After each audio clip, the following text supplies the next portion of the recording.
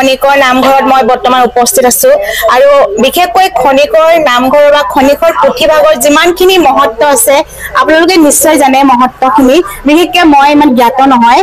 যি খনিকৰ নামঘৰৰ যি খনিকৰ গাঁৱত এজন বিশেষ ব্যক্তি আছে আৰু যিজনে মানে অভিজ্ঞ এইজন বৰ্তা বুলি কৈছো আপুনি কৈ দিয়কচোন মানে খনিকৰ পুথিভাগ বা খনিকৰ নামঘৰটোৰ বিষয়ে মানে ভালকে কৈ দিয়কচোন হয় নমস্কাৰ মোৰ নাম ভৱেশ বৰুৱা হয় নমস্কাৰ মই খনিকৰ পুথিৰ লগতে পৰিচালনা সমিতিতে আছো হয় এই পুথিভাগী খনিকৰ গাঁৱতে থকাৰ কাৰণে খনিকৰ পুথি বুলি কয় আৰু নামঘৰভাগী খনিকৰ পুথি নামঘৰ বুলি জনাজাত হয় আচ্ছা এই পুথিভাগী অন্য একো নহয় কীৰ্তন আৰু ঘোষা হয় যিটো ব্ৰজাৱলী ভাষাত বা পুৰণি অসমীয়া যিটো ভাষা সেই ভাষাত লিখা আছে আৰু এই পুথিভাগী আমাৰ এই অঞ্চললৈ আহিছিল মানৰ আক্ৰমণৰ সময়তে মানে যেতিয়া আক্ৰমণ কৰিছিল আমাৰ গাঁওখন লুটপাট কৰিছিল তেতিয়া এই মান সোমোৱা দেখি মানুহবোৰ আঁতৰলৈ হাবিলৈ গুচি গৈছিল কিন্তু আমাৰ উপৰিপুৰুষ এজন বয়োজ্যেষ্ঠ আছিল তেখেত যাব পৰা নাছিল তেখেতৰ ওচৰতে সেই এটি টোপোলা তেখেতসকলে থৈ ঘৰত যি বস্তু পাইছিল সেয়া লৈ গৈছিল আৰু সেই যেতিয়া মান ওলাই গৈছিল তেতিয়া মানুহখিনি যেতিয়া গোটখাল তেতিয়া দেখিলে যে এভাগ সাঁচিপতীয়া পুথি মানে পুথিভাগ লিখা আছিল সাঁচি গছৰ চালত চিজনিং কৰি যিটো সাঁচিপাত বুলি কয় আমাৰ সেই সাঁচিপাতটোত আমাৰ লিখিত আছিল আচ্ছা তেতিয়া সেই গৃহস্থী ঘৰে সেই পুথিভাগ সযতনে ৰাখিবলৈ ল'লে তাতে সেৱা সৎকাৰ কৰি যিকোনো কাম কৰিবলৈ আগবাঢ়িল আৰু সেই তেতিয়া তাৰ পৰা কিছুমান মাহাত্ম্য প্ৰকাশ পালে তাৰ পিছত এটি গোসাঁই ঘৰ সাজি তাতে পুথিভাগ তেখেতসকলে থবলৈ ল'লে আচ্ছা যেতিয়া গোসাঁই ঘৰত পুথিভাগ থলে তাত সদায় চাকি বন্তি জ্বলাবলৈ ল'লে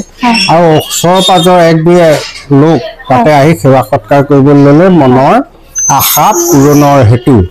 আচ্ছা সেই একাধিক্ৰমে সেইটো বহু বছৰ চলিল তাৰ পিছত কোনো লোকে তাতে এভাগী সেৱা শৰাই সঁফুৰা দি আগবঢ়াবলৈ ল'লে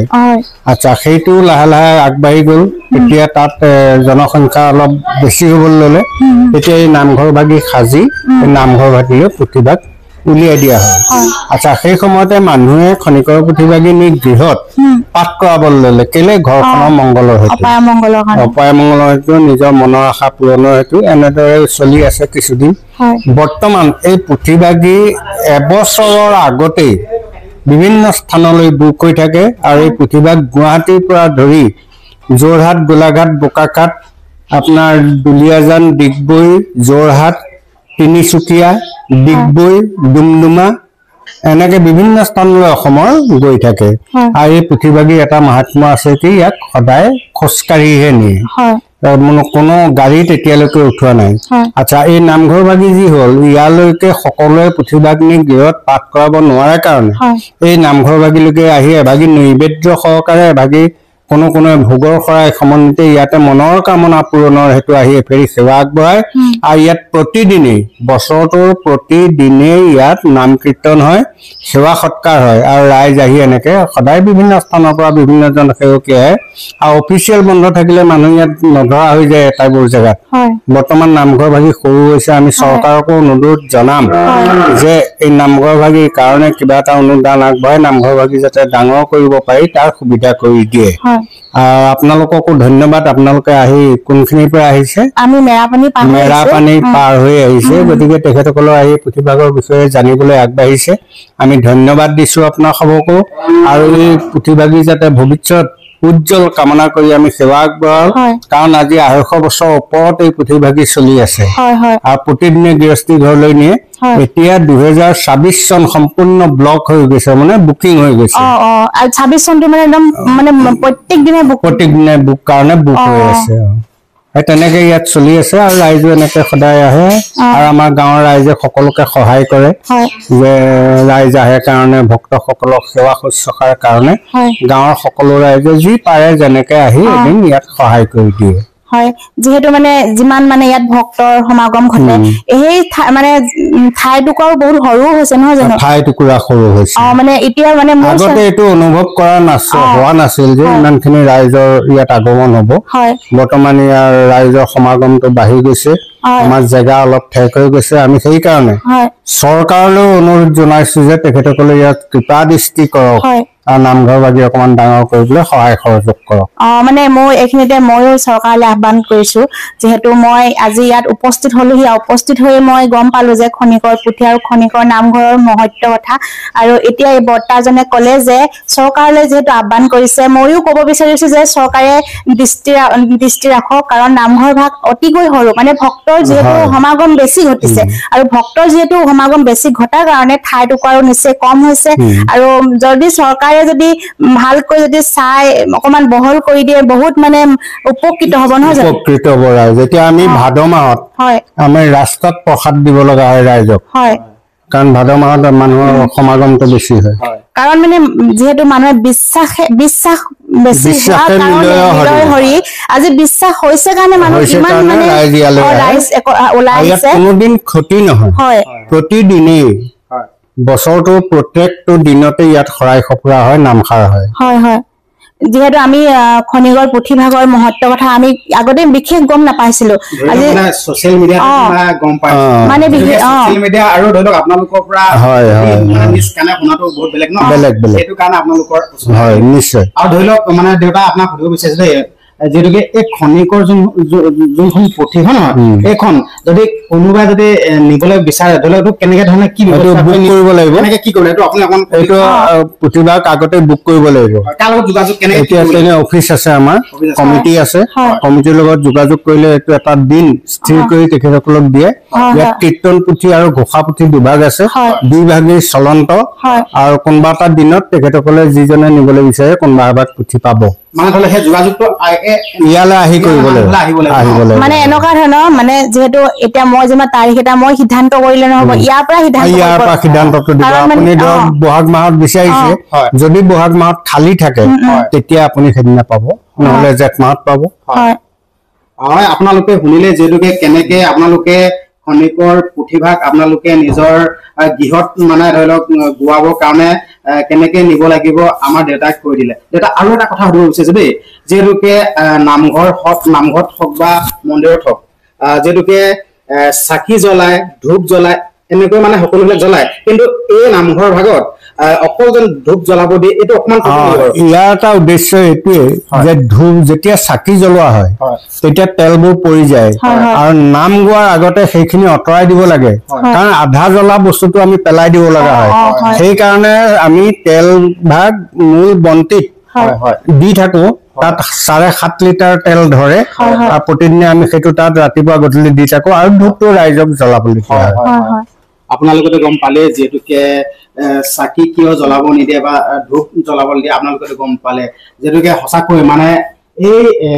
খনিকৰ যি পুথি আৰু যি খনিকৰ নামঘৰ আচলতে সকলোৱে মানে বিশ্বাস কৰে যেনেকে যেতিয়া আমি এজন মানুহে যেতিয়া মূৰত লৈ খনিকৰ পুথিভাগ নি থাকে তেতিয়া মানে সকলোৱে বিশ্বাস কৰে যে সেই মানুহজনক সকলোৱে সেৱা কৰে সকলোৱে মানে ভক্তি ভাৱেৰে আৰু এটা যেহেতুকে যিমান দূৰলৈ হওক কিয় খোজকাঢ়ি যায় সেই মানুহজনৰ ধৰি লওক আজিলৈকে ধৰি লওক আপোনালোকেতো গম পাব আজিলৈকে সেই মানুহজনে নি থকা মানে ক্ষেত্ৰত মানে নি থকা অৱস্থাত কিবা ক্ষয়ক্ষতি বা কিবা এনেকুৱা উপায় আমি তেনেকুৱা একো গম পোৱা নাই খবৰ পোৱা নাই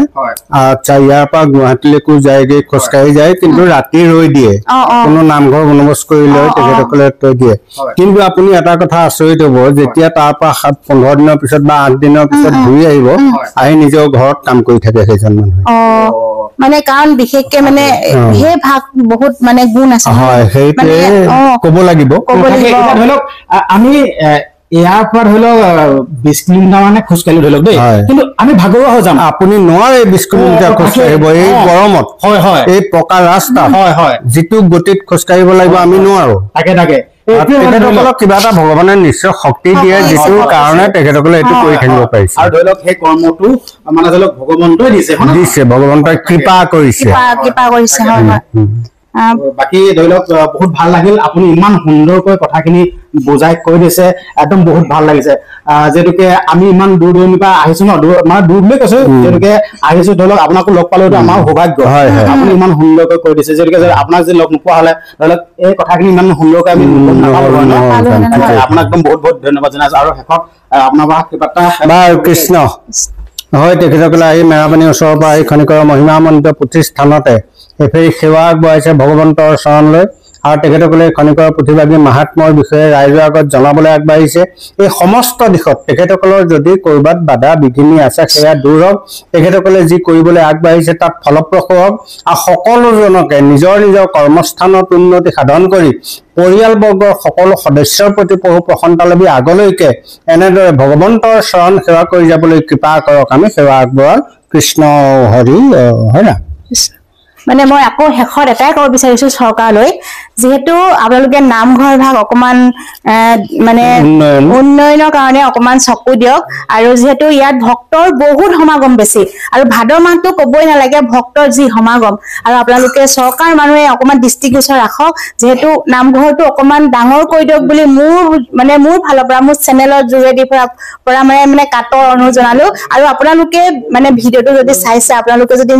মানে নাজানে খনিকৰ পুথিভাগৰ মহত্ব বা খনিকৰ নামঘৰটোৰ বিষয়ে আপোনালোকে শ্বেয়াৰ কৰি দিয়ক 10 জনে জানক বিশেষকে আৰু তেতিয়াহে মানে এই ভিডিঅ'টো চৰকাৰৰ দৃষ্টিগোচৰ হ'ব নহলে মানে কাৰণ জানিব লাগিব ন বেলেগে তেতিয়াহে মানুহে জানিব যে আৰু বিশেষকে ছচিয়েল মিডিয়াৰ যুগ কাৰণে আজি আমি জানিছো নহলেতো খনিকৰ নামঘৰটোৰ বিষয়ে আমি একো নাজানিলো যে ইমান এটা মহত্ব আছে যেটো আজি ছচিয়েল মিডিয়াৰ যুগ হোৱাৰ কাৰণে আজি জানিছো আপোনালোকে শ্বেয়াৰ কৰি দিয়ক আৰু সকলোৱে ভক্তিভাৱে সেৱা লওক কাৰণ